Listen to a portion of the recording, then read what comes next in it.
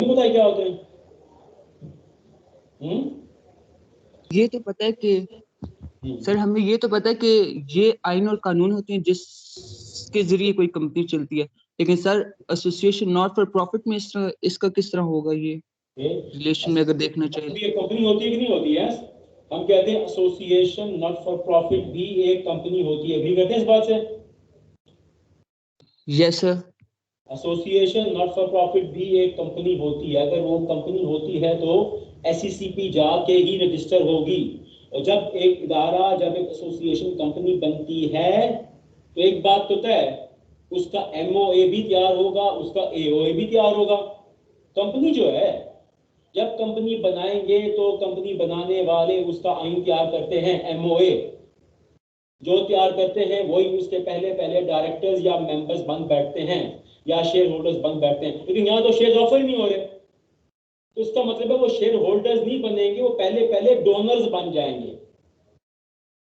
या मेरे ख्याल है 10 लाख रुपया जो ऐसी कंपनी बनाना चाहते हैं उनको 10 लाख रुपए रखवाना पड़ता है। ठीक है, ऐसे होता है। तो जो लोग ऐसी कंपनी बनाते हैं वो उसके प्रमोटर्स ही कहलाएंगे, वही उसके पहले पहले डायरेक्टर्स भी बन बैठते हैं। और चूंकि ये शेयर्स ऑफर नहीं कर रही, लिहाजा उसके पहले पहले डोनर्स ही वही हो जाएंगे, वही उसका एमओए लिखेंगे, वही उसके आर्टिकल्स लिखेंगे। एमओए क्या है? कंपनी का आइन है, कंपनी का कॉन्स्टिट्यूशन है। क्या लिखा जाएगा? मोटी मोटी बातें। अगला टॉपिक आ रहा है हमारा, इससे मोटी बातें लिखी जाती है, कंपनी किन उसूलों पर बनाई गई है, किन उसूलों पर चलाई जाएगी।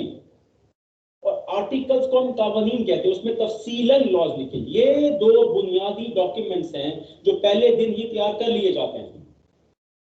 हाँ जी, आप यस सर, ये बात मुझे क्लियर है। मुझे सिर्फ ये वाली बात थोड़ी सी तंग करिए कि set out of table F in the first ये स्केड्यूल एंड मैंने आपको अप्रूव बाय द बताया था, मैंने कमीशन। लिखवाया था, ये मैंने लिखवाया था। इसलिए मैं कहता हूँ जो बात लिखवाऊं फौरन लिखें। ये मैंने क्या लिखवाया? कंपनीज एक्ट 2017 के आखिर में स्केड्यूल्स हैं। स्केड्यूल का मतलब क्या होता है? वहां कुछ प्री प्रिपेयर्ड फॉर्मेट्स, डॉक्यूमेंट्स पड़े हुए हैं।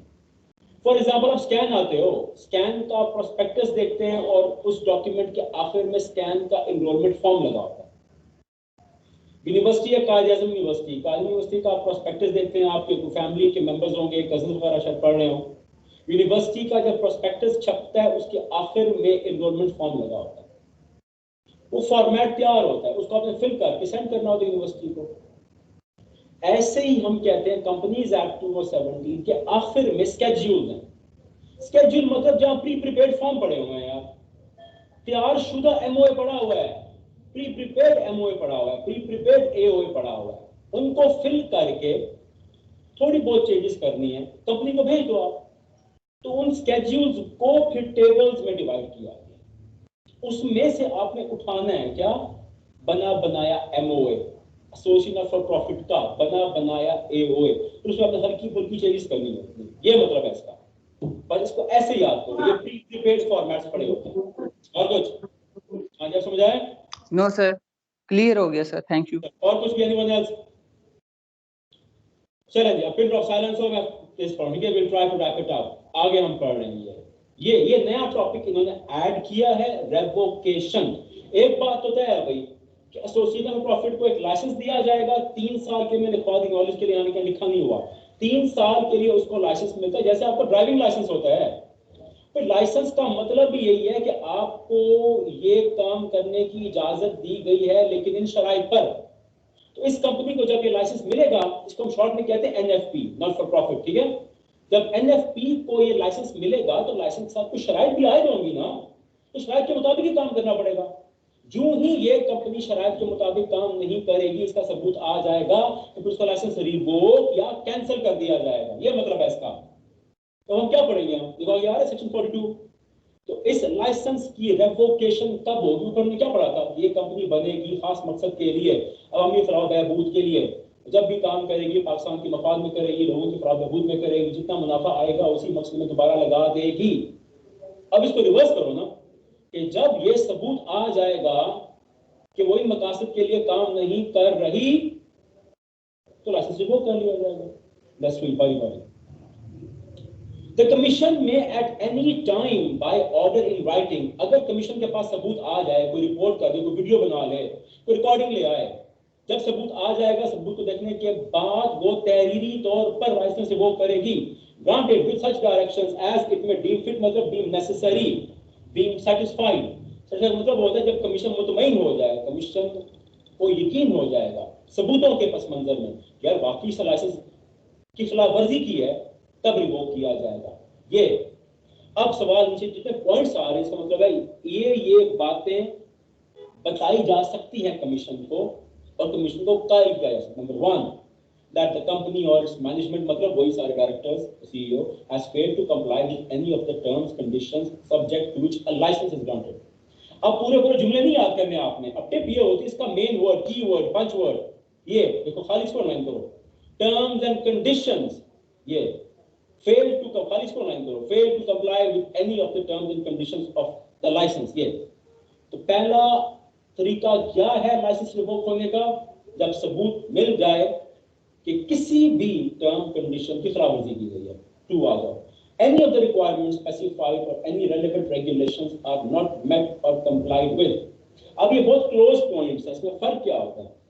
पहले वाले पॉइंट का उर्दू मतलब ये होता है कि लाइसेंस पर दर्ज शुदा शराइत, उर्दू में लिखना तो लिख दो। पहले पॉइंट में है कि लाइसेंस पर बैक पर जो शराइत लिखी हुई है उसी खिलाफवर्जी। दूसरे में रेगुलेशंस का मतलब क्या होता है? रेगुलेशन भी असूल हैं, कानून ही होते हैं, वो वक्त फवक्त आयद किए जाते हैं। दूसरा पॉइंट तो ये बनेगा कि लाइसेंस के अलावा अगर एससीसीपी ने कुछ मजीद शराइत या हिदायत दी हैं उनके खिलाफ है, ये मतलब है इसका, ठीक है। पहले पॉइंट का मतलब है लाइसेंस पर दर्ज शुदा शराइत, दूसरे में उसके अलावा एससीसीपी के मजीद हिदायत उनकी खिलाफवर्जी पर भी रिपोर्ट। आगे आ जाओ, सारों में आ रहा देखो, और तो मतलब है इनमें से कोई एक या सारे। Affairs of the company are conducted in a manner prejudicial का मतलब क्या होता है? खिलाफ, मफाद के खिलाफ। अफेयर्स मतलब कंपनी के मामलात अगर अवाम के मफाद के खिलाफ चलाए जा रहे हैं। मफाद क्या था भाई? जितना पैसा आए वो अवाम उसी मकसद में लगाओ जिस मकसद के लिए कंपनी बनाई गई है।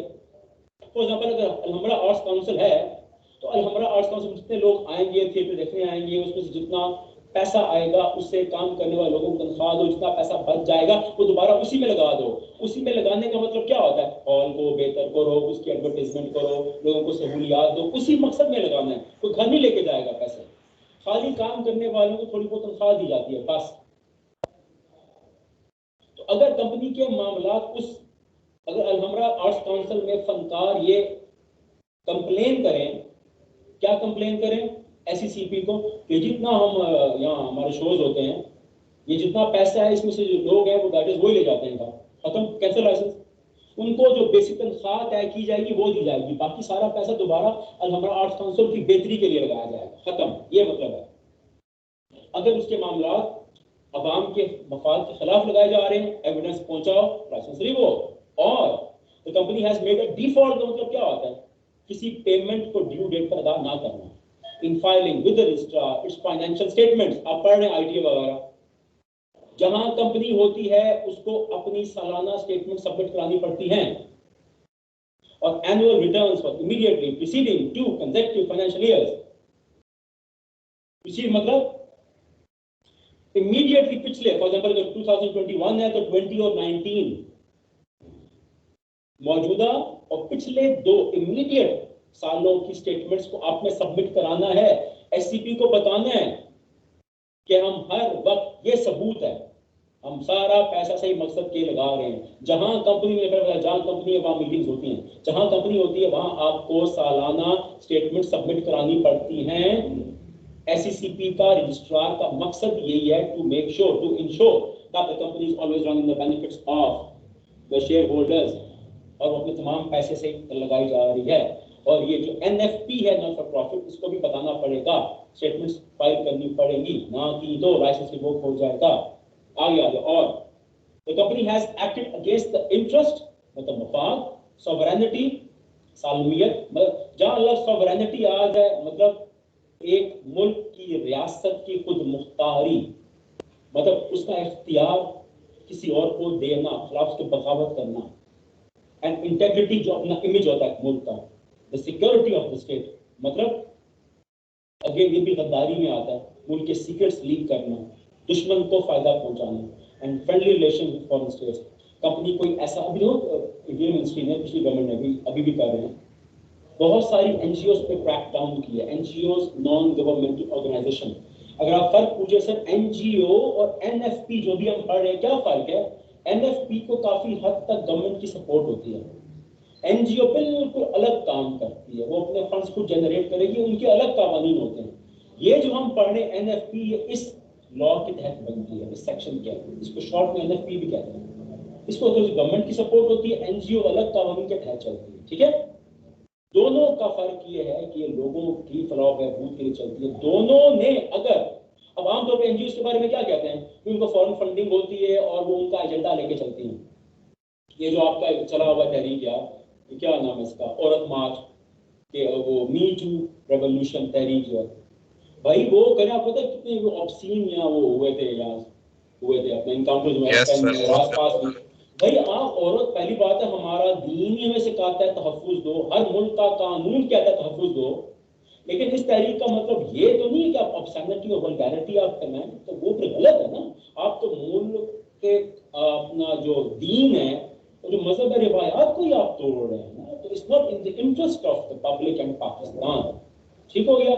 तो ये कोई भी ये वाली एनएफपी। हाँ जी, एक्सक्यूज मी सर, आपकी वॉइस में दोबारा डिस्ट्रैक्शन आ रहा है, डिस्टॉर्शन बहुत है जिसकी वजह से बहुत डिस्ट्रैक्शन हो रहा है सर। वो उसी तरह कल जिस तरह आप क्या मुझे फौरन बताया करो ना, आप लोग खामोश क्यों बैठते हैं?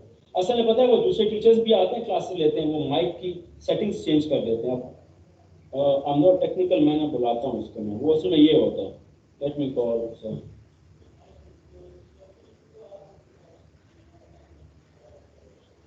फौरन बताया करो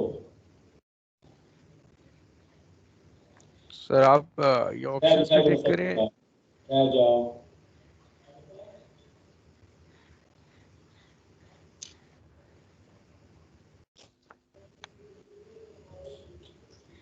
जी।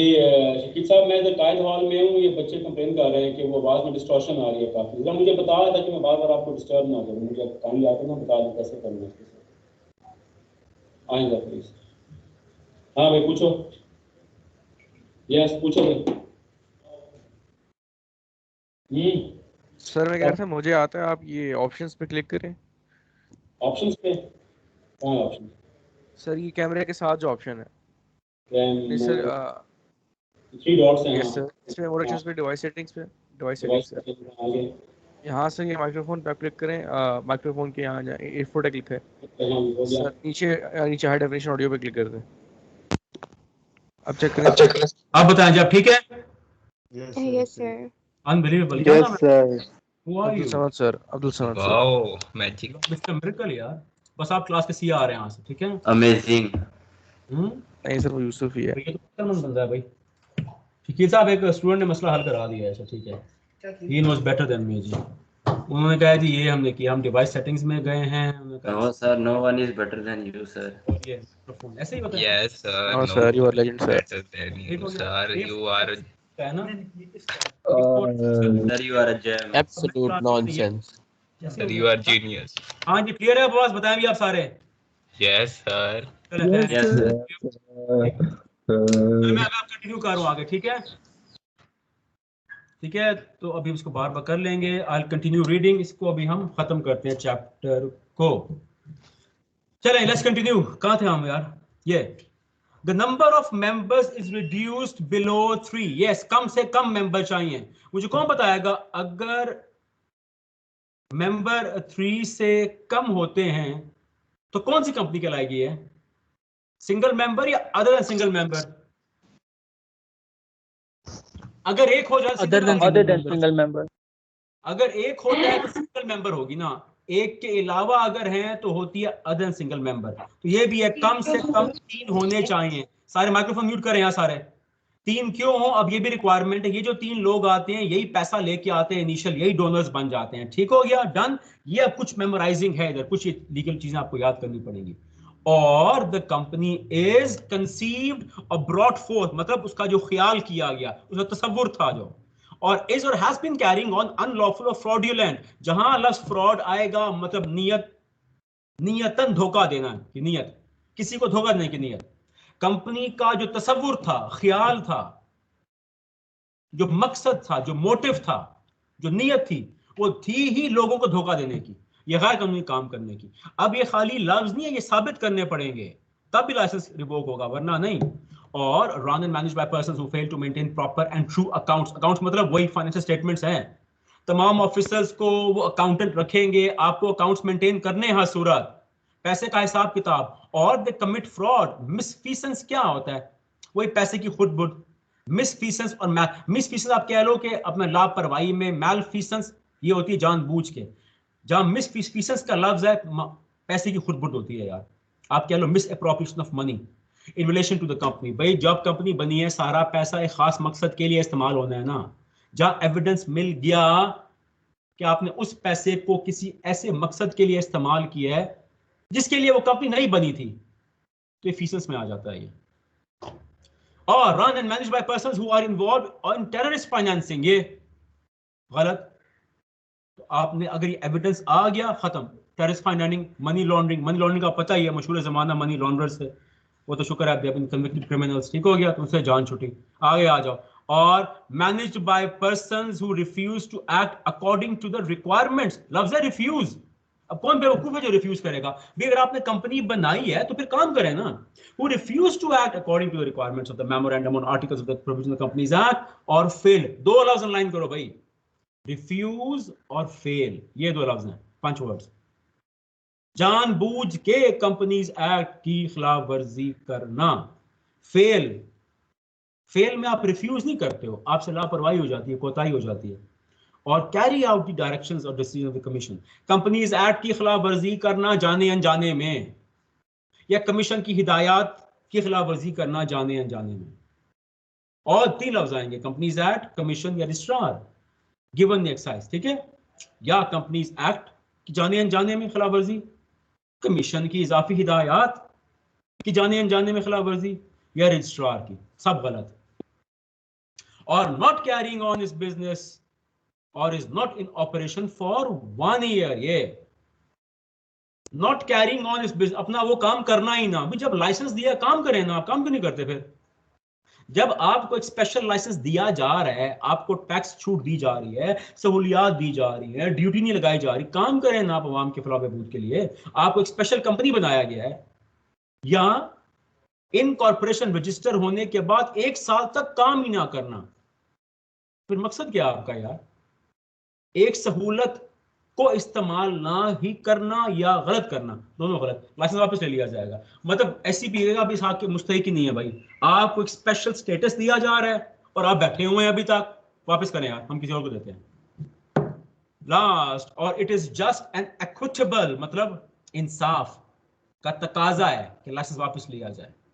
ये खाली लफ्ज है, इसको साबित करने पड़ते हैं, ठीक है जी। तो ये आप मोटे मोटे लफ्ज, जो मेन मोटे मोटे लफ्ज हैं, वो आपको दिमाग में रखने पड़ेंगे, फिर जुमला बना लेना। कोई सवाल यहाँ तक? एनीवन? यस, जल्दी। सर ये जो 5 पॉइंट्स लिखे हुए हैं इनको मेन में शामिल कर लें। क्या चीज? ये जो 5 पॉइंट अलग से लिखे हुए हैं इनको मेन पॉइंट्स में शामिल कर लें। ये देखो ना, जी के सब पॉइंट्स है ना, और द कंपनी इज, ये सारे कंटिन्यूअस हैं, ये जी के सब पॉइंट्स है ना यार। या कंपनी इस मकसद के लिए बनाई गई है, या उसको अकाउंट्स मेंटेन नहीं किए जा रहे, खाली इन लफ्जों को अलाइन करो ना।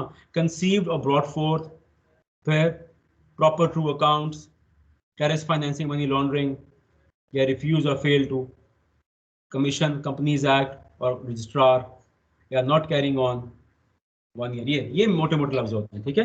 इनको D point sir, D point repeat कर, डी पॉइंट ये है, the company has made a default. Default मतलब वक्त पे काम ना करना। डिफॉल्ट का मतलब है जो काम जिस वक्त होना है उस वक्त वो काम नहीं किया गया। तो क्या काम नहीं किया गया? अपनी फाइनेंशियल स्टेटमेंट्स क्या होती हैं, आप पढ़ होंगे, अभी हम चैप्टर हमारा आएगा पूरा मीटिंग्स का और ऑडिट वगैरह का, कि कंपनी के सर ये जी का जो 0.5 है, ये अगर इसमें कोई आपके पास जस्ट रीजन भी हो कि लेट से कोई सारी आपकी मशीनरी ब्रेक डाउन हो जाती है, लेट से कि कोई वर्कर्स प्रोटेस्ट आ जाता है जिसकी वजह से आप 1 ईयर तक ऑपरेट नहीं कर पाते हैं, तब भी आपका लाइसेंस कैंसिल हो जाएगा। ऑफ कोर्स वो तो हम कहते हैं वो जेन्युइन कन्विंसिंग रीजंस हैं। तो ये तो ऑब्वियस बात है ना कि आप काम कर सकते हैं लेकिन फिर भी नहीं कर रहे, इसका ये मतलब होता है। अगर जेन्युइन रीजन आ जाए तो ठीक है ना, वो तो ऑब्वियस होता है। तो ये क्या कर रहा था, ये वाला डी वाला, ठीक है। जब भी कंपनी बनती है हर साल जो हमने पढ़ा हुआ है कि जनरल मीटिंग होती है, यस मेंबर्स की, तो आगे हम पढ़ेंगे मीटिंग के चैप्टर में। जनरल मीटिंग के 3 टाइप्स होती हैं। एक होती है एजीएम, एनुअल जनरल मीटिंग, वो साल के आखिर में, तो साल के आखिर में से दुकान वाला कहते हैं, मैं ऐसे आसान करता हूं, मैं आपने आसान समझना है। ये मैं कंपनी की मिसाल देता हूं, कंपनी भी एक दुकान है, कंपनी जस्ट लाइक अ शॉप। जैसे दुकानदार हर कंपनी का हिसाब किताब करता है, उसके पास एक डेली रजिस्टर होता है, छोटा वाला नोट करना, और एक बड़ा रखा होता है उसने मंथली। जैसे एक शॉप हिसाब किताब करती है, ऐसे कंपनी को भी हिसाब किताब करना है, कितना पैसा आया, कितना लगा, कितना सामान मंगवाया, कितना जाया हुआ, फला फला फला। तो कंपनी आम तौर पे साल के आखिर में हिसाब किताब करती है। जब साल के आखिर में हिसाब किताब करती है, हम कहते हैं वो सारी अपनी फाइनेंशियल स्टेटमेंट्स बनाती है, फिर सारा हिसाब किताब करके सबमिट कराना है उसको, खत्म, ऐसे होता है। तो फाइनेंशियल स्टेटमेंट साल के आखिर में बनती है, सबमिट करानी है किसको, रजिस्ट्रार को, और पिछले 2 साल की भी अवेलेबल हो। तो अगर नहीं करेंगे तो डिफॉल्ट करेंगे, डिफॉल्ट करेंगे तो लाइसेंस रिवोक हो जाएगा। डन? और कोई सवाल भी anyone? यस सर ये जो 5th पॉइंट में बता रहे हैं कि not carrying on it's business and not in operation for 1 year, sir इसकी लिमिट 1 ईयर होती है कि अगर कोई आप परफॉर्म ऑपरेशन नहीं कर रहे तो फिर 1 ईयर बाद जो है वो लाइसेंस रिवोक हो जाएगा। इसका मतलब होता है कि जिस टाइम से आप इनकॉर्पोरेट हुए हैं, जिस टाइम से आप इनकॉर्पोरेट हुए हैं, उस साल के बाद, इनकॉर्पोरेशन के बाद 1 साल तक काम ही नहीं शुरू किया आपने, या उसके बाद भी हो सकता है, उसके बाद वाला जो ना not carrying on this business, मतलब 1 साल तक आप डोरमेंट नहीं बैठ सकते। You should always be working, functioning for the purpose, objective that the company was formed for, क्योंकि आपको स्पेशल स्टेटस दिया जा रहा है ना। आप एक आम कंपनी नहीं है, आप एक कोई स्पेशल कंपनी का दर्जा दिया गया है, रियायात के साथ, मरात के साथ। तो फिर उसका हक अदा करो ना, चलो पहुंचाओ आवाम को फायदा, वरना वो एक स्पेशल दर्जा आपसे वापस ले, इसलिए 1 ईयर का आ गया। आम कंपनी में नहीं होता ये। और कुछ सर ये कंसीव्ड और ब्रॉट फोर्थ फॉर, इसका क्या मतलब होता है? उसी मतलब जिस मकसद के लिए बनाई गई है। परसीव है ना, I have a perception, I perceived it, सोचना समझना। जिस सोच से वो कंपनी बनाई गई है, जिस नीयत से वो कंपनी बनाई है। ब्रॉट फोर्थ मतलब जिस मकसद पर काम करके वो बनाई गई है। आप आसान लफ्ज़ में ऐसे, वो सोच या वो नीयत, ऐसे होता है। परसीव या ब्रॉट फोर्थ, वो सोच, वो नीयत, वो मकसद। और कुछ एनीवन? अब एक काम करना है सबने यार, ठीक है, क्योंकि बता रहा हूँ ये जो है ना अभी मोस्ट लाइकली, अब I don't know how it turns out to be, but apparently लगता है कि सेशन सारा शायद ऑनलाइन ही जाए, अपेरेंटली। अभी पता नहीं है कुछ, लेकिन जो हालात आपको पता है क्या चल रहे हैं आसपास। ये सेशन टफ होता है, मे आई से it right in your face. ये रमजान का सेशन है, आगे ईद भी है, ठीक है। ये सेशन टफ होता है और ऑनलाइन है। आगे मैंने कहा ना, पार्टनरशिप में चैप्टर उन्होंने बड़ा कर दिया है, 120 एग्जाम्पल, 50 एग्जाम्पल मैं सारी पढ़ूंगा। अभी मैंने कहा ना, अभी मुझे अभी इस वक्त मुझे शो हो रहे हैं 55 स्टूडेंट्स, जो मेरे पास व्हाट्सएप में है वो 72 स्टूडेंट्स हैं। अभी आपने, या अगर आपको इल्म है, लेट मी नो किस बच्चे ने अभी क्विट किया है ये ग्रुप, या किसने ड्रॉप किया है या बैच चेंज किया है, ताकि मैं उनका नाम रिमूव करूं। मेरे पास सिर्फ वो बच्चे शो होने चाहिए स्ट्रिक्टली अपने नाम के साथ और अपने मोबाइल नंबर के साथ, जो इनरोल्ड हैं और जो बैच में हैं, क्लासें ले रहे हैं। वरना मैंने ये टर्म कही थी कि वरना वो गोस्ट स्टूडेंट बन जाता है। I don't want to be teaching ghosts, या खाली मैं नाम देख के खुश नहीं होता। मुझे रियल स्टूडेंट चाहिए जो इनरोल्ड है, जो क्लासेस ले रहा है। तो इफ यू नो चंद बच्चों ने अगर ड्रॉप किया है, क्विट किया है, बैच चेंज किया है, मुझे बताएं ताकि मैं उनका नाम रिमूव करूं, ठीक है, ताकि मेरी अटेंडेंस लिस्ट भी कंट्रोल हो। तो कई बच्चे अभी कंटिन्यूसली नहीं आ रहे, ठीक है। तो अगर आपको मालूमात है मुझे फौरन बताओ। Let's move on.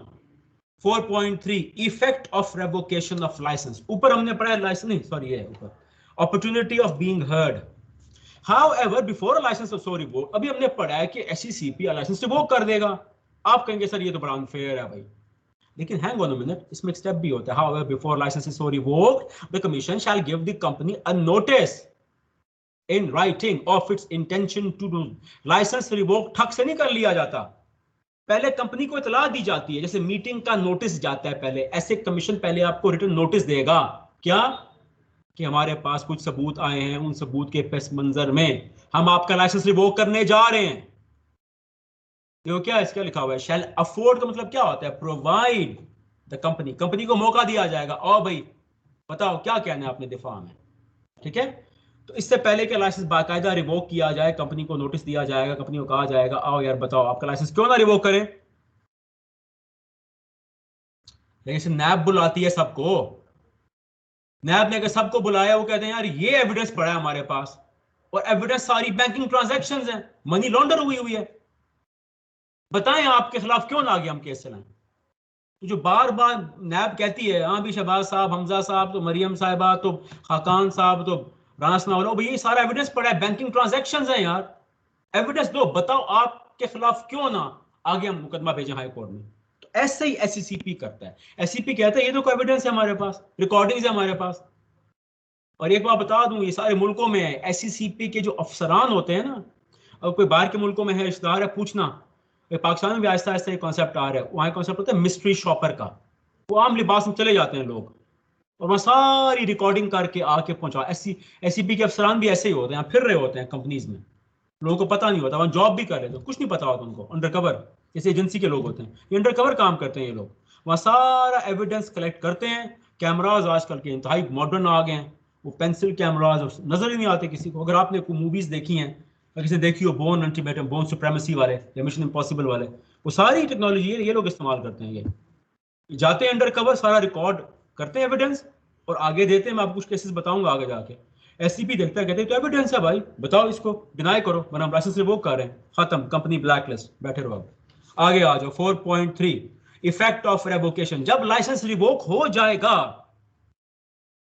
तो फिर क्या असरात होंगे कंपनी पर, on revocation of licence of not for profit, देखा, अरे NFP not profit company by the commission, the company shall stop all its activities except the recovery of money owed to it. इसका मतलब क्या होता है कि जब उस एविडेंस की बुनियाद पर कंपनी का लाइसेंस रिवोक किया जाएगा तो कंपनी को फौरन कहा जाएगा स्टॉप, रुक जाओ इधर ही।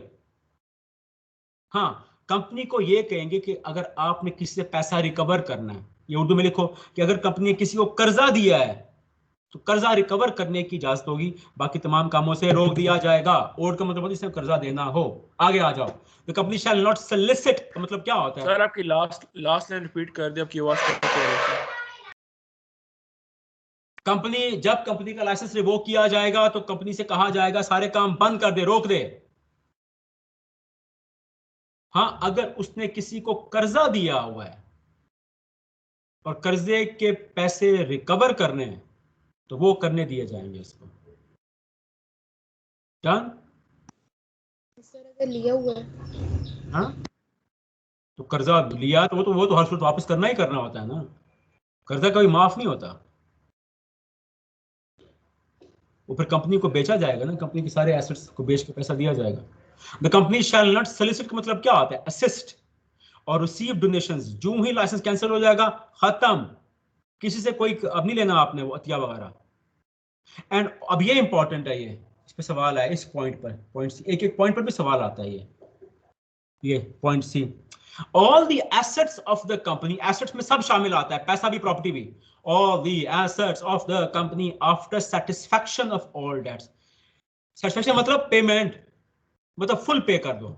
Of all debts liabilities shall be transfer to another. जब कंपनी का लाइसेंस क्लियर हो जाए, क्या रिवोक हो जाएगा, रेवोकेशन के बाद जब कंपनी के तमाम कर्जे अदा कर दिए जाएंगे,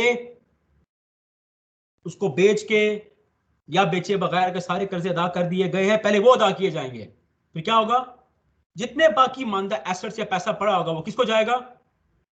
to another not for profit, preferably having similar or identical objects to those of the company. अब ये इस पॉइंट से ऑनवर्ड अब आपके कंपनी लॉ में टाइम लिमिट स्टार्ट हो रही हैं। इसको आप करोगे सर्कल, ये पूरी टाइम लिमिट है विद इन 90 डेज, इसको सारे को सर्कल करो। इस पूरी बी लॉ की बुक में और किसी चीज को सर्कल नहीं करना आपने, खाली टाइम लिमिट्स को सर्कल करना है। अब स्टार्ट हो गई है, ये एज इट इज याद करनी है। अगर आपने खाली 90 लिखा गलत, 91 किया गलत, 89 किया गलत, आफ्टर किया गलत, ये एज इट इज रखना है आपको, ये लॉ है ये। Within 90 days from the revocation, yes, जब एक कंपनी का लाइसेंस रिवोक होगा, रेवोकेशन के बाद उसके तमाम एसेट्स, डेट्स, लायबिलिटीज पे ऑफ की जाएंगी, जितने एसेट्स बच जाएंगे उस जैसी किसी और कंपनी को ट्रांसफर कर दिए जाएंगे जो वही उस जैसा काम करती हो। कब? लाइसेंस रिवोक होने के 90 दिन के अंदर अंदर, और such extended period as will be allowed, या अगर 90 डेज से ज्यादा का टाइम आपने कमीशन से ले लिया है तो उसके अंदर अंदर इसी का कंटिन्यू हो रहा आगे। However reasonable amount to meet the expenses, लेकिन कुछ पैसे रखे जाएंगे कंपनी में भाई, किस लिए? Of voluntary winding up. Voluntary क्या होता है? लिखो, जब डायरेक्टर्स खुद कंपनी को बेचने का फैसला करें, समेटने का, बेचने का, और making an application to the registrar for striking. दो बातें हैं, यार डायरेक्टर्स खुद कंपनी को वाइंड अप, कहते हैं wind up your room, wind up your things, यार वाइंड अप करें, बेचो यार, कंपनी अब नहीं चलती। नंबर 1। नंबर 2 क्या आएगा? Making an application to the registrar for striking the name of the company of the registrar. ये या कंपनी को वॉलंटरी वाइंड अप करने में, या रजिस्ट्रार को दरखास्त देने में जो अखराजात शामिल होंगे कि यार अब कंपनी का नाम वहां से काट दो। जब पहले लेक्चर मैंने बताया था, कंपनी रजिस्टर होती है तो एक रजिस्टर होता है जिसमें कंपनी के नाम मेंटेन किए जाते हैं, तो डायरेक्टर्स कहेंगे हमारी कंपनी हमने बेच दिया, वाइंड अप कर दिया, नाम काट दो। इसके लिए जो पैसे दरकार होंगे वो रखे जाएंगे, बाकी सारे ट्रांसफर। कोई सवाल इस पर जल्दी से? हाँ जी सर, ये जो सी पॉइंट है कि all the assets of the company है, सर इसमें तो ये एसेट्स तो पहले वाली कंपनी के हैं, तो ये दूसरी कंपनी को क्यों ट्रांसफर किए जाएंगे? लाइसेंस कैंसिल हो गया, वो काम ही नहीं कर सकती भाई, क्या करे वो, उसका लाइसेंस ही कैंसिल हो गया। The company has been stopped, the company has been told that it can not function any longer. क्यों? लाइसेंस को वायलेट किया ना उसने, तो जो अब पैसे पड़े क्या होगा? कंपनी को मना कर दिया गया। फॉर एग्जांपल अगर पड़ा हुआ 10 करोड़ रुपया, फिर उसको मना कर दिया गया आपने काम नहीं करना, तो 10 करोड़ क्या पड़ा रहेगा उधर ही, क्या करेगा? पैसा लोगों का पैसा है भाई, वो तो डोनेशंस हैं, तो लोगों के डोनेशंस उन्हीं पर ही खर्च होने चाहिए ना, तो किसी ऐसी कंपनी को दे देंगे जो वही काम कर रही होगी, खत्म, और क्या, वो खर्च करे लोगों पर। Okay sir. और कुछ? सर ये जो लास्ट पैराग्राफ ज्यादा है कि मतलब बेचने के बाद भी उसकी खत्म नहीं हो रही, तो बाकी कर्जों का जिम्मेदार कौन होगा? कंपनी को बेचने के बाद भी जो खत्म नहीं हुई। देखो पहले पढ़ा हुआ है कि जितने भी कर्जे हैं सारों की जिम्मेदार कौन होगा? कंपनी होती है। यस, पढ़ा कि नहीं पढ़ा? वो सब कुछ खत्म हो गया फिर भी नहीं हुआ। हाँ, the company is liable for all debts and suits. अभी तक का सवाल ये है कि सारे कर्जे देकर नहीं, क्या था, सारे एसेट्स बेचकर भी कर्जे अदा नहीं हो रहे, यही था ना भाई?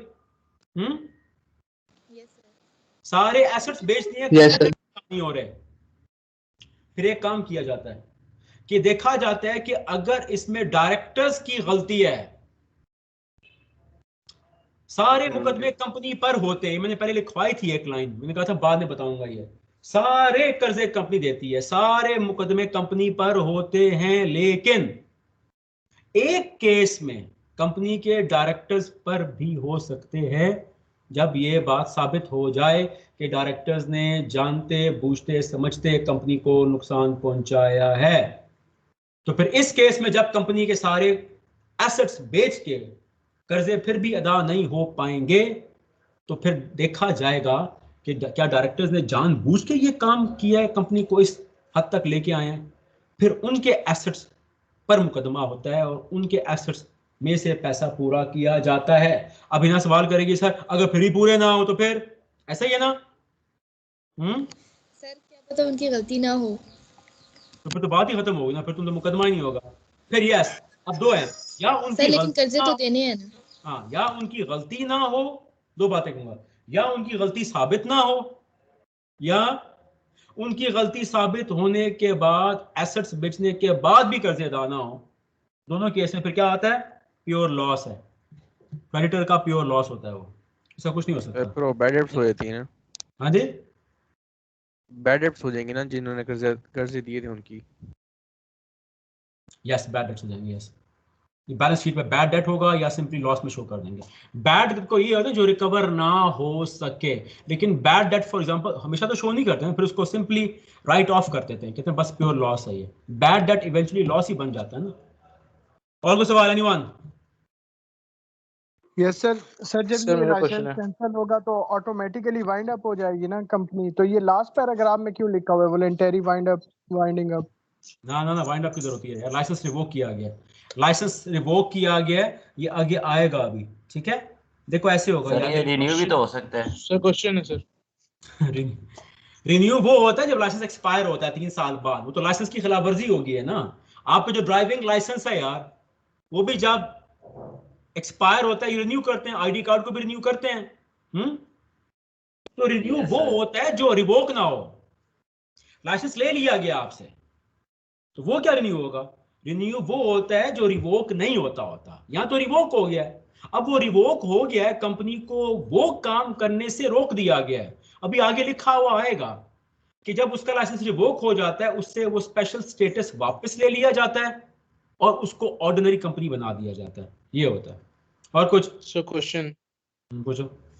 सर अगर ये लाइसेंस रिवोक हो गया कंपनी का और ऑर्डिनरी कंपनी बन गई है और वो एक सब्सिडियरी बना के सेम ऑपरेशन शुरू कर देती है, तो उसमें क्या होगा फिर? कर सकती है उस पर, बस जुर्माना ऐड करेंगे, जुर्माना डालेंगे उस पर, और क्या। नहीं सर, लेकिन बात तो वही होगी, कंपनी तो वही काम कर रही है जिससे से रिवोक किया गया लाइसेंस, फर्क ये नाम चेंज हो गया सर। नहीं, जब एनएफपी का स्टेटस वापस लिया जाएगा, अब वो एनएफपी तो नहीं रही ना, अब उसको नाम बदलना सर वो एनएफपी नहीं है, लेकिन उसने एक सब्सिडियरी क्रिएट कर लिया जिसमें वो एनएफपी जो है ना के तौर पे ऑपरेट कर रही है। मैनेजिंग कंपनी तो यही पुरानी वाली होगी, सिर्फ बेसिकली एक तरीके से उसे नया नाम और नया फेस दे दिया गया। ये लाइसेंस रिवोक होने के बाद कह रहे हो? जी सर, जब लाइसेंस एक लेट से एनएफपी का रिवोक हो गया है, नहीं यार, देखो जब लाइसेंस रिवोक होता है तो जस्ट स्टॉप, इंग्लिश में कहते हैं फ्रीज, रुक जाओ इधर ही, just cannot do anything, just stop right there in your feet, अब ऐसे कहते हैं freeze, कुछ भी नहीं कर सकते आप, खत्म हो गई, nothing at all। सर यानी प्रिंसिपल लाइन ऑफ बिजनेस आप चेंज नहीं कर सकते अपनी? you cannot do anything, खत्म, रुक जाएं उधर ही, रुक जाएं, जब तक के कमिश्नर कुछ नहीं कहता आपको। वो इसको हम कहते हैं कोई मनूवरिंग नहीं कर सकते आप कि मैं ऐसे नहीं ऐसे। अभी आपने क्राइम कमिट की है, आपको उधर ही रोक दिया, अब जैसे एससीपी कहेगा वैसे ही करेंगे, ऐसे जुर्माना डालेगा, उसके बाद आपका स्टेटस बदलेगा, फिर जो करना कर लें आप बाद में। और कुछ? एनीवन? यस, मूव ऑन, आगे आ जाओ। Report to registrar after compliance of the requirements mentioned above, the board of the company shall file within, अब सर्कल को, इसको ये टाइम लिमिट आ रही है, विदिन 15 डेज, ये टाइम लिमिट है, पूरा सर्कल करना है इसको, विदिन, हाईलाइट नहीं करना, circle. Within 15 days from the date of such compliance, a report to the registrar containing relevant information and the documents. ये मेरा पॉइंट हालांकि ऊपर आना चाहिए था, ये कि जब कंपनी ऊपर दिए हुए तमाम चीजों से कंप्लाई करेगी, ठीक है, जो ऊपर लिखी हुई रिक्वायरमेंट्स ये वाली सारी, बल्कि ऐसे हाँ इसको इसमें डाला हुआ मैंने 4.3 में है ये रिक्वायरमेंट्स किसकी हैं भला? ये देखो ये वाली है, ये रेवोकेशन ऑफ लाइसेंस की रिक्वायरमेंट्स हैं, इसके ऊपर लिख दो, यानी ना आफ्टर कंप्लायंस ऑफ, कंप्लायंस क्या होता है? फॉलो करना, of the requirements mentioned above. Requirements कौन सी है? ये वाली हैं कि लाइसेंस रिवोक होने के बाद कंपनी ने क्या करना है, ठीक है, क्या किया जाना चाहिए। तो फिर क्या होगा? The board of the company shall file with in 15 days, company का बोर्ड क्या करेगा? जिस दिन वो कंप्लायंस होगी फ्रॉम द, जिस दिन वो कंप्लाई करेंगे, सारे काम कर लेंगे, उसके बाद 15 दिन के अंदर रजिस्ट्रार को बताएंगे यार कि हमने ये काम कर दिए हैं, लाइसेंस हमारा रिवोक हो गया था, रेवोकेशन के बाद ये काम हमने करने थे, हमने ये काम कर दिए हैं। वो काम क्या है? हमने तमाम एक्टिविटीज बंद कर दी हैं, डोनेशंस बंद कर दिए हैं, एसेट्स ट्रांसफर कर दिए हैं, इतने एक्सपेंसेस रखे हैं, उसके कंप्लाई जिस दिन करेगा उसके बाद 15 दिन के अंदर रजिस्ट्रार को रिपोर्ट, एक अच्छे बच्चे की तरह रिपोर्ट बना के देगा कि देखें यार हम आपके अहकामात के मुताबिक काम अब कर रहे हैं, ठीक है, राइट। आगे आ जाओ, proceedings for winding up. Winding up का मतलब होता है कंपनी ही बंद कर देना, सब कुछ बेच देना, अभी अगेन टाइम लिमिट आ रही है, सर्कल करो, with in 30 days of acceptance of the report by the registrar. अब रजिस्ट्रार के पास क्या रिपोर्ट आई है बोर्ड की कि हाँ ये तमाम काम बंद कर दिए गए हैं, तमाम एसेट्स बंद कर, तमाम डोनेशंस बंद कर दिए हैं, फलां फलां फलां। तो रजिस्ट्रार देखेगा ना उसको, जब मुतमईन होगा फिर क्या करेगा, submitted by the company the board shall initiate, फिर रजिस्ट्रार बोर्ड से लेगा ओके यार ठीक है आपने सारे काम कर लिए हैं, अब अगर आप चाहते हैं तो कंपनी वाइंड अप कर दें। शैल इनिशिएट नेसेसरी प्रोसीडिंग, मतलब वो कार्रवाई स्टार्ट करे। For winding up the company voluntarily, मतलब उनको मजबूर नहीं किया जा रहा भाई। रजिस्ट्रार कहे ठीक है हमने पढ़ लिया, ठीक है कंपनी ने काम तमाम काम बंद कर दिए, फ्रीज वहीं खड़े रहो। हाँ अगर कंपनी को वाइंड अप करना चाहते हैं तो आप कर लेना वॉलंटरली खुद से।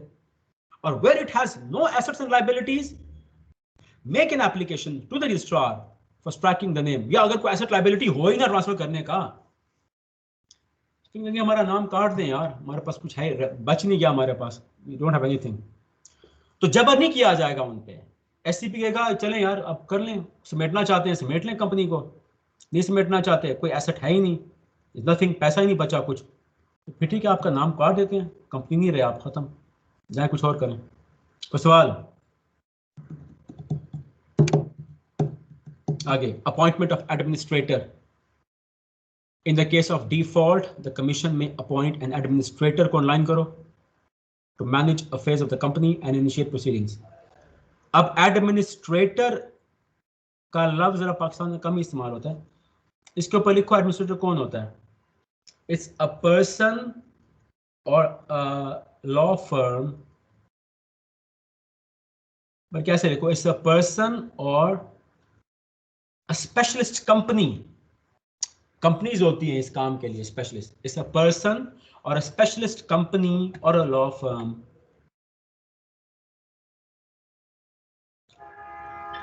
were authorized एक मिनट है जो है, हेलो अस्सलाम, ऐसा बोलो, yes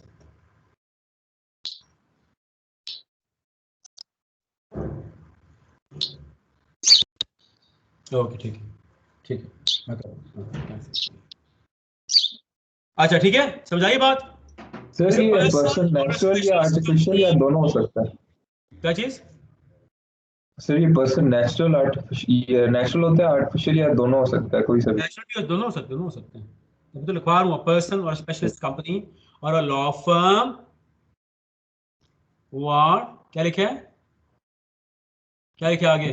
Authorized by the commission, authorized by the commission to take the possession and ownership, this is karo yaar, to take the possession and ownership of the company, to take the possession and ownership of the company and sell all its assets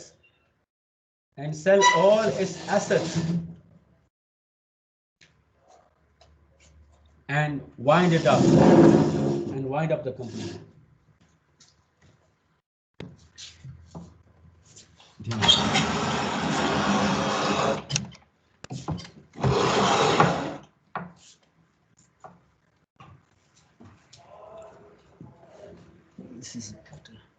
Excuse me, sir. हाँ बोलो। Sir अगर company है वो voluntarily wind up क्यों करेगी? क्योंकि जब उसने कुछ करना ही नहीं है, वो फ्रीज हो गई है, लाइक उसका सारे एसेट्स लायबिलिटीज अगर उसके पास हों भी कुछ भी, लेकिन जब उसने कोई काम ही नहीं करना तो फिर वो वॉलंटरली वाइंड अप तो नहीं हो गया ना, वो तो फोर्स वाइंड अप नहीं हो गया।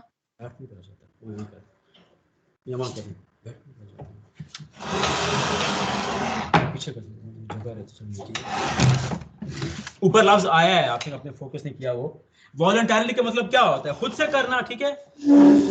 हम सारे बी लॉ वाले हम डायरेक्टर्स हैं, हमने कहा हमने कंपनी बनाई है B law private limited, why would be wind up? मुझे बताओ क्या रीजन है?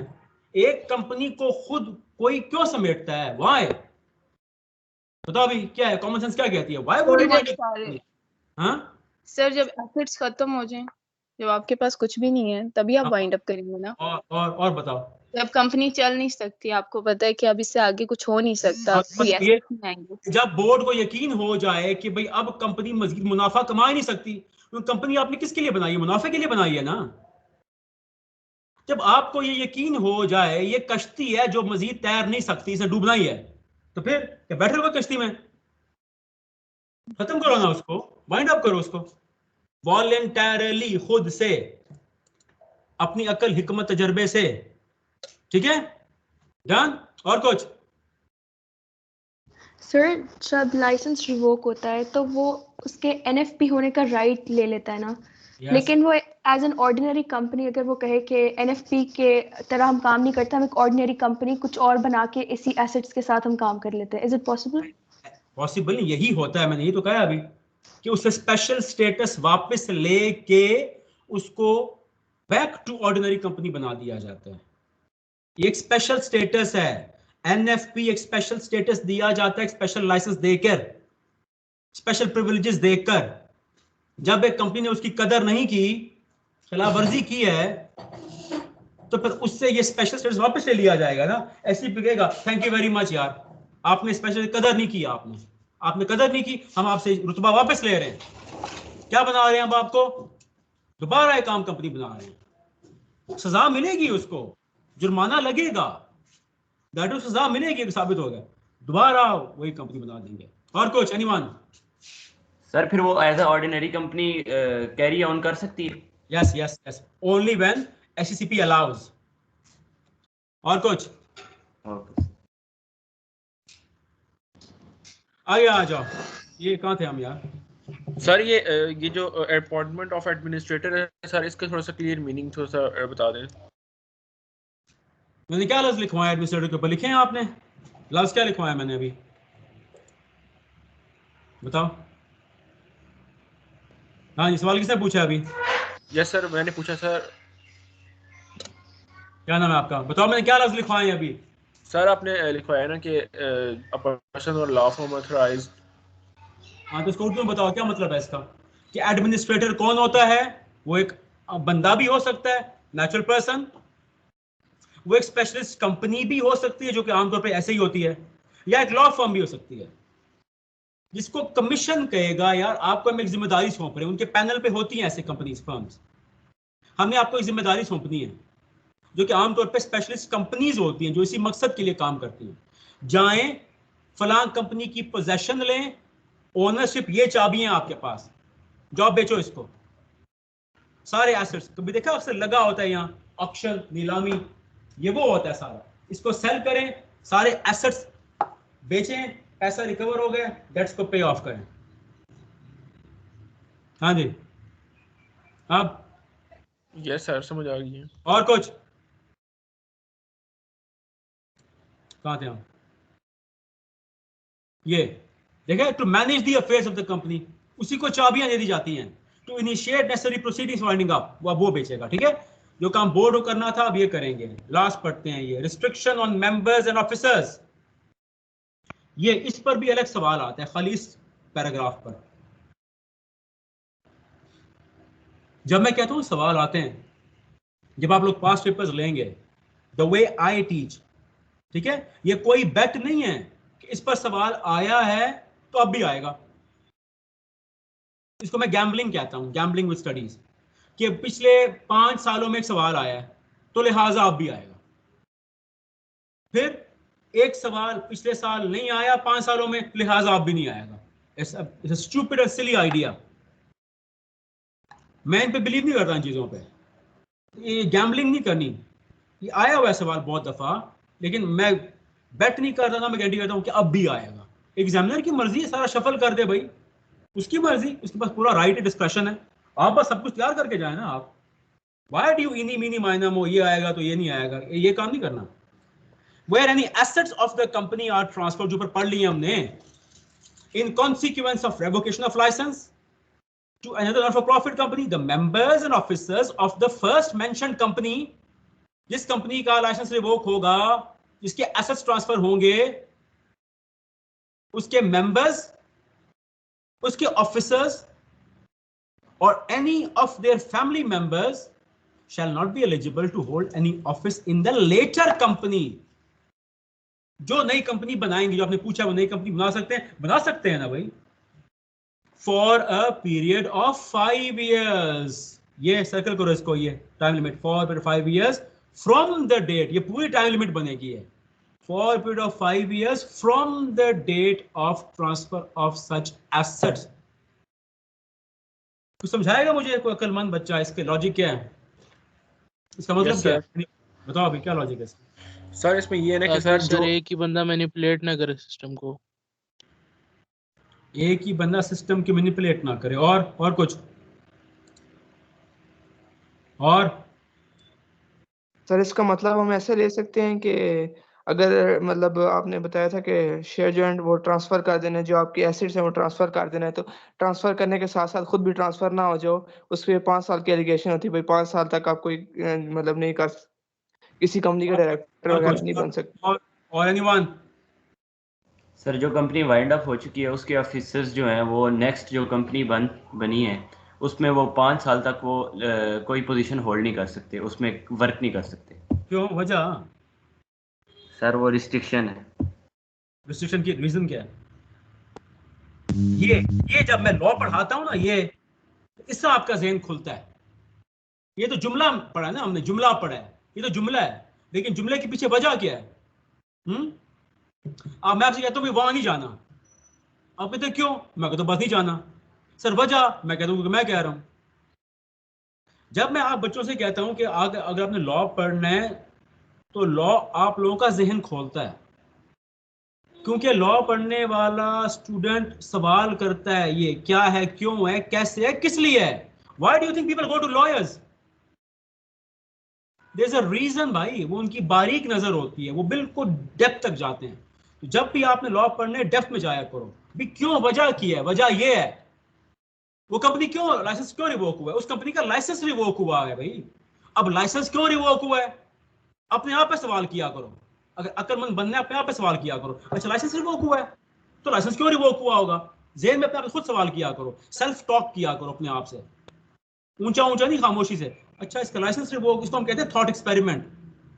अच्छा लाइसेंस रिवोक हुआ है तो लाइसेंस क्यों रिवोक हुआ होगा, इसकी नौबत क्यों आई होगी, उसके डायरेक्टर्स चला रहे होंगे उसको, उन्होंने कोई ऐसा काम किया होगा। अब देखना पड़ेगा जानबूझ के किया है, जाने में किया है। अब जब लाइसेंस रिवोक हुआ है और ये साबित हो गया है कि उन्होंने ये काम किया है, तो इसका मतलब है वो ये काम करना पसंद करते हैं, तो लिहाजा आइंदा भी करेंगे, किस दूसरे का भी जाया करेंगे, तो उनको रोक दो यार। अब आप कहोगे सर ये तो फिर मजाक हो गया, आपने सिर्फ 5 साल के लिए रोका है, तो 5 साल के बाद तो फरिश्ता तो नहीं बन जाएगा। अब देखो ऐसा है, ये लॉ अज्यूम करता है, जैसे यहाँ देखो हमारे वो लोग नाअहल होते हैं क्या, सदान वगैरह, लॉ अज्यूम, ये सजा भी तो होती है ना, सजा भी तो 1 साल होती है, 2 साल होती है, 10 साल होती है। लॉ अज्यूम ये करता है कि बंदे को एक रीजनेबल सजा देनी चाहिए, रीजनेबल सजा के दौरान वो सोचेगा, और सोचेगा तो अपने आप को रिफॉर्म करेगा। जिंदगी भर के लिए उसको पाबंदी नहीं लगा सकते, वो सिर्फ बहुत सीरियस ऑफेंसेस होते हैं, ऐसे मर्डर है आपका, उम्र कैद आ गई, फांसी, सीरियस 3 ऑफेंसेस में आपको उम्र कैद दी जाती है, वरना आपको एक रीजनेबल सजा दी जाती है 5 साल कि आप उस दौरान आप ठीक हो जाएंगे, फिर आप ये काम कर लें।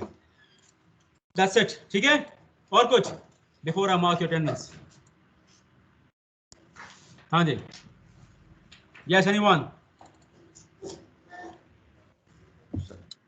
ठीक हो गया? तो ये है आपका, ठीक है। जब भी आपने लॉ की कोई स्टेटमेंट पढ़नी है, कुछ चीजें तो आपको याद करनी है। टाइम लिमिट्स को आप नहीं हिला सकते, इस एज इट इज करना पड़ेगा। और याद रखो जहां लफ्ज लॉ आ जाए, एक बात तय है कि उसमें you don't have a choice, you just got to follow it as it is, ठीक है। तो time limits as it is याद करनी पड़ेगी। मैं अटेंडेंस कॉल कर रहा हूं, बी अलर्ट, सबने बताना है। Abdul Basit sir. Present sir. हाँ पूछो सर। ये जो हमने एडमिनिस्ट्रेटर पढ़ा था सर, इसमें जिससे हमारे पास लिक्विडेटर होते हैं, एग्जीक्यूटर्स वगैरह होते हैं, तो सर इनके सेम मीनिंग है? हाँ यस, एडमिनिस्ट्रेटर, लिक्विडेटर, एग्जीक्यूटर, आगे को 2 लफ्ज आएंगे, लिख लो, ऑफिशियल रिसीवर या ऑफिशियल असाइनी, सब एक ही चीज का नाम है। अब्दुल बासित प्रेजेंट है, अब्दुल मोइज प्रेजेंट सर। अब्दुल राफे जल्दी से शाबाश। Abdul Rafe absent. Abdul Samad yes sir. Present sir Abdul sir. Rafe present है।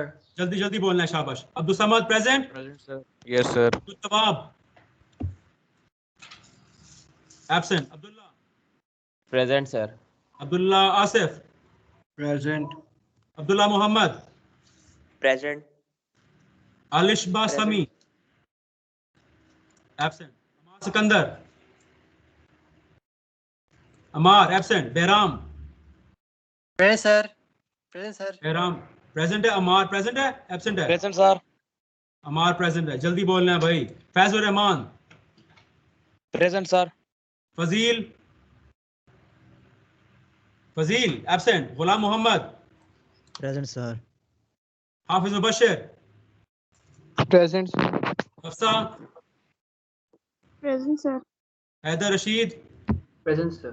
Hamza Ali present sir. Hamza Younus absent. Hassan Abbasi absent. Hassan Khan present sir. Hifa present sir. Hina Hina sir. Noor Hina present Shaheen present sir. Ifra present. Iqra Mumtaz present sir. Irfan Maqsood present sir. Khadija present. Khalid Khan present sir. Laiba present sir. Maham Imran present. Mam Rashid absent. Maheen Naz absent. Maryam present. Present. Maryam present sir. Maryam Arshad present. Maryam Yasmeen present. Present. Mohammad Abdullah present sir. Mohammad Abdullah present sir. Ehsan Jameel present है, उसने बता दिया है। Mohammad Ali absent. Bilal Subhani present sir. Eizan Afzal absent. Hamza Khan present. Imtinan absent. Usama Mohammad Usama absent. Mohammad Saad present sir. Saad बिन Zafar present sir. Shahzeb present sir. Umar Aftab present sir. Wasi Yousuf present sir. Mohammad Yousuf yes sir. Zain Amjad Zain absent. Nahid present sir. Najeebullah present sir. Nayab present. Nimra Gul Noman Karim absent. Qazi Subhan absent. Rishmail present sir. Qazi Subhan present है। Sir Aman present. Noman present है। जी sir. Qazi Subhan present है। Yes sir मैं present हूँ sir, मैं रोज होता हूँ। इस्माइल आई है। Ismail yes sir. Saad Rehman Baig yes sir. Salman Haider present. Salma Tayyab present sir. Sherbano present sir. Sir Salman Haider present. कौन? हाँ सलमान हैदर प्रेजेंट है सर। सलमान। और सईद अमाल अली बुखारी प्रेजेंट है। Hasnain Ali Haider absent. Hassan Mushtaba present sir. Hasnain Ali Haider absent है। Hassan Mushtaba present. Syed Saifuddin present sir. हाँ प्रेजेंट है। Present sir. Present. Saida Alina ये मेरे ख्याल में लीव पर है आज। Taqdees Fatima present. Umair Majeed absent. Umar Farooq present sir. Uzair Bahadur Uzair absent. Yusra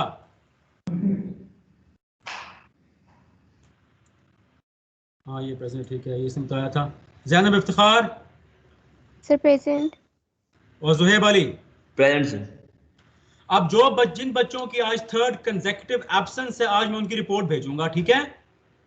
okay sir. ठीक है? Yes sir. इधर है, वरना रिमूव कर दें इनको क्लास से, ठीक है? Stay serious, regular, stay punctual, ठीक है? यस सर, भेज देना सर, बच्चे छुट्टियां कर आज भेज दूंगा ताकि हमारा ये भी क्लियर हो जाए। That's all for today, I will see you tomorrow sharp 11 o'clock. Okay जी, See you tomorrow, sir. See you tomorrow, sir.